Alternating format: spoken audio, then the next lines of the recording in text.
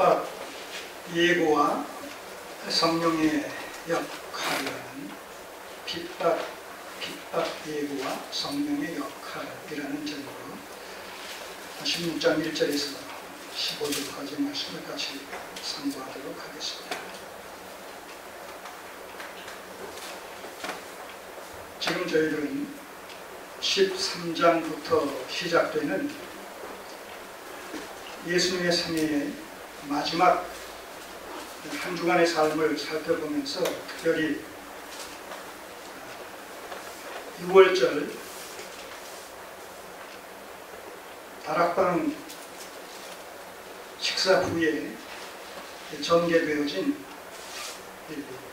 고별 설교의 내용을 연속적으로 살펴보고 있습니다. 주님 생애의 마지막 한 주간 중 지금 이날이 목요일에 해당되는 날입니다. 목요일 6월절 식사를 다 잡숫고 고별 설교를 제자들에게 행하시는 이런 가운데 그 다락방을 나오셔서 지금 인근에 있는 겟세마네 동산을 향해서 장소를 이동하는 과정 중에 계속 지금 말씀을 나누고 계신 겁니다. 우리가 그런 상황을 지금 연상을 같이 해보면서 11 제자와 함께 겟세마네 동산을 향해서 발걸음을 옮기시는 그 무리 속에 우리가 지금 함께 동참해서 지금 걸어가고 있다는 그런 맥락에서 이 말씀들을 여러분들이 대입을 시켜 보셨으면 좋겠습니다. 주께서 떠나가신다고 하니까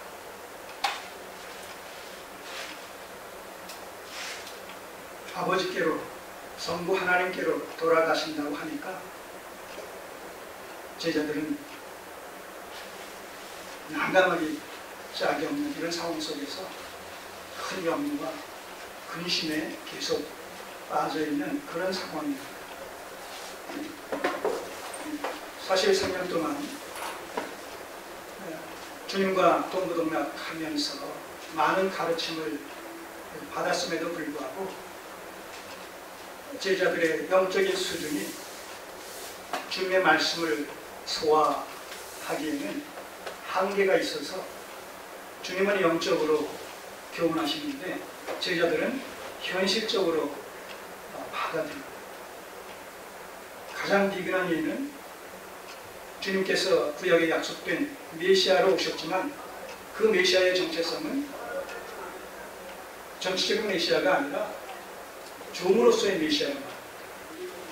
그래서 십자가에 달려 지금 죽기 위해서 발걸음을 옮기고 계시는 이런 가운데 있는데 제자들은 정치적인 메시아로 이해를 하고 당시의 정왕사 로마의 지배하에 있었던 이 유대가 거기서부터 해방되어지는 것, 그리고 명실상부한 신정 왕국 다윗 왕국의 회복이라는 그런 맥락 속에서 새롭게 예수님을 왕으로 모시며 하나님의 나라가 이 땅에 이루어지는 것으로 그렇게 생각을 했단 말입니다. 또 그렇게 될 때 예수님의 가장 측근이었던 이 11 제자들은 그 하나님의 왕국에서 하나님의 나라에서 유고지게 배정을 받을 것이라는 이런 지극히 인간적인 현실적인 이런 욕심까지 발휘하면서 주님을 쫓았단 말입니다. 그런데 그 주님께서 지금 떠나신다는 거예요. 죽으신다는 거예요. 그럼 우리는 뭡니까? 이렇게 물어보시죠. 우리가 지금까지 따라왔었던 부모, 형제, 처자식, 직업 다 뒤로 하고 주님을 쫓았는데 그럼 우리는 어쩌란 말입니까? 이런 가운데서 주께서 여러 위로의 말씀을 계속 지금 14장부터 주시지 않습니까? 내가 지금 떠나가지만 이것이 너희들과 완전히 이별을 구하는 것이 아니라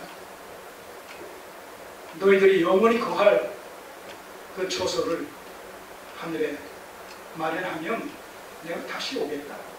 재림을 약속하십니다. 그리고 가장 중요한 것이 뭐예요? 보혜사 성령을 보내주시겠다.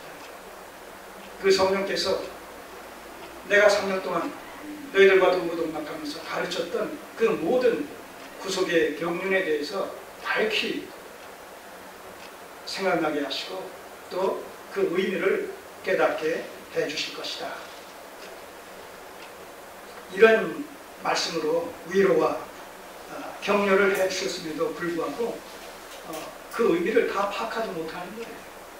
그래서 이제 15장에서는 포도나무와 가지의 비유를 또 들으시면서 주님과 제자들과의 불가분리의 이런 관계성, 연합성에 대해서 비유를 통해서 구체적으로 말씀해 주시는 가운데 이렇게 가지가 줄기에 붙어 있으면 열매를 맺듯이 너희가 나와 영적으로 연합되어 있을 때에 많은 열매를 맺게 될 것이다. 그러니 철저히 내 안에 거하라. 주님과 막힘없는 교제와 교통 가운데서 범사의 하나님을 주님을 인정하면서 기뻐하신 뜻 가운데 살아가라. 그렇게 될 때 많은 결실을 맺게 될 것이다. 이렇게 위로의 말씀을 주십니다. 그러시면서 15장 20절 이하에서 그런 가운데서 주께서 떠나가게 되시면 주께서 당하셨던 여러 고난들, 핍박들을 제자들이 주님의 일을 성령을 통해서 이제 승계하게 될 때에 승계해서 그 복음의 사역을 감당하게 될 때에 제자들이 바야흐로 고난과 박해를, 핍박을 받게 될 것에 대해서 말씀을 해 나가시는 가운데 지금 16장으로 연결이 됩니다. 연결이 됩니다. 자, 20절 거기 15장 20절 이하를 잠깐 보시겠어요. 16장과의 연결을 위해서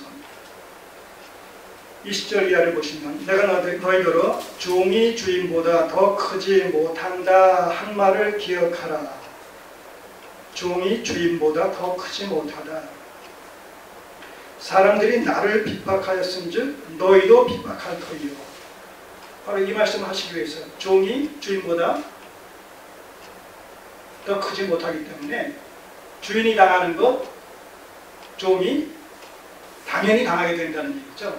그런 의미에서 주인 대신 주인께서 핍박을 받았은즉 그 주인의 종된 말하자면 주님의 제자들이 주께서 받은 그 핍박을 또한 받게 될 것이다.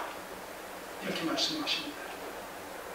종과 주인의 필연적인 영광, 주님과 제자들과의 필연적인 관계, 포도나무와 가지의 비유를 통해서 그렇기 때문에 그 주인이 핍박을 당하고 또 주님께서 핍박을 당하시면 그 종과 그리고 주님의 제자들이 당연히 또한 핍박을 받을 수밖에 없다라는 이 당위성에 대해서 비유적으로 여기서도 설명을 합니다. 우리는 이 말씀을 통해서 그 제자들 속에 누가 포함됩니까? 이 예수님의 제자들 속에 그 주인 대신 예수님의 종 속에 누가 포함되는 거예요? 우리가 포함되는 것 아니겠습니까? 그러면 그 주인의 핍박이 그 종에게로 연계되어지면 그 예수님의 핍박이 그 제자들에게 연계되어지면 결국 주님의 제자들이 된 오늘날 그리스도인들도 그 주인께서 그리스도께서 당하신 핍박을 또 우리도 승계해서 받을 수밖에 없다는 거예요. 성도의 삶의 현장 속에 흔히들 예수 믿으면 흔히들 하나님 믿으면 만사 형통되는 것으로 가르치는 경향성이 있는데 그것은 비성경적이죠. 비복음적이죠. 믿지 않다가 우리가 주님을 믿고 하나님을 믿고 이제 기독교 신앙을 제대로 바르게 접촉되어져서 그리스도와의 전인적인 관계성을 맺고 관계를 맺고 주님을 섬기게 되면 없던 핍박도 생겨나게 됩니다. 그게 이상한 것이 아니라 당연지사한 것이죠. 왜냐하면 주인이 바뀌고 소속이 바뀌었기 때문에. 그리스도 밖에 있을 때에 그 사람들의 주인은 누굽니까? 사단 마귀란 말입니다. 그들이 속했던 나라는 하나님의 나라가 아니라 세상 나라, 마귀의 나라란 말입니다. 근데 그리스도를 믿음으로 말미암아 어떻게 됐어요? 주인이 바뀌어졌다. 거듭남으로 말미암아 주인이 바뀌어졌다. 마귀에서 하나님, 마귀의 나라에서 하나님의 나라, 마귀의 자녀에서 하나님의 자녀 바뀌어졌다. 가만 놔두겠어요? 총 공격을 합니다. 할 수만 있으면 넘어뜨리려고 우는 사자와 같이 성도의 주인을 맹동다고 했어요.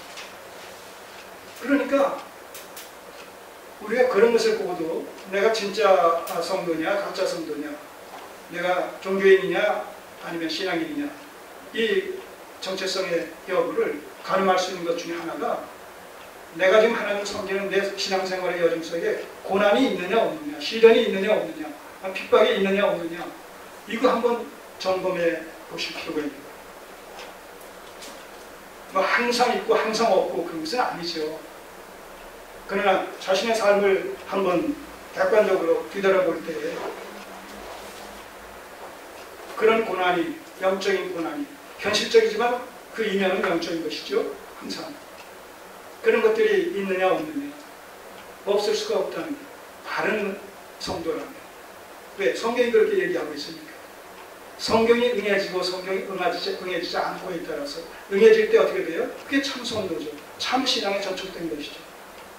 성경과 무관하게 우리가 신앙생활을 하나님을 섬긴다고 하면서도 성경과 무관하게 할 때 거기는 고난이 있을 수가 없는 것이죠. 왜? 겉으로는 기독 종교의 행세를 하고 있지만 그의 실체는 마귀의 자녀 여전히 알곡이 아닌 가라지의 모습으로 존재하고 있기 때문에 그런 것이 주어질 필요가 없는 것이죠.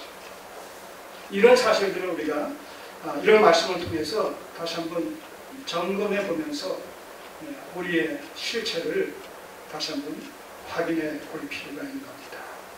나는 과연 하나님의 친백성인가? 아니면 자칭 친백성인가? 이런 사실들에 대해서 말입니다. 자, 21절. 그러나 사람들이 내 이름을 인하여 이 모든 일을 너에게 하리니 이는 나 보내신 일을 알지 못함이니라. 자, 이러면서 쭉 이제 그 핍박에 대해서 주님께서 떠나셨을 때, 주님께서 살아계셨을 때는 핍박이 주님에게 집중됐기 때문에 제자들에게까지는 미치지 않았단 말입니다. 그러나 막상 주님이 떠나시게 되면 어떻게 해요? 그 주님의 사역을 제자들이 성령을 통해서 감당하게 되어 있기 때문에 주님의 일을 제자들이 한단 말입니다. 그럴 때 주께서 당하신 그 고난과 시련과 핍박을 제자들이 고스란히 받게 된다는 거예요. 자, 그런 내용의 연장선상에서 이제 16장 1절을 보세요. 내가 이것을 너희에게 이름은 너희로 실족지 않게 하려 합니다. 자, 그래서 15장과 16장이 사실은 뭐예요? 내용상, 문맥상 연결되어 있어요. 늘 말씀드렸지만 성경 원본이 이렇게 장절로 구분되어 있지 않다라는 말씀 이미 알고 있죠? 이건 이미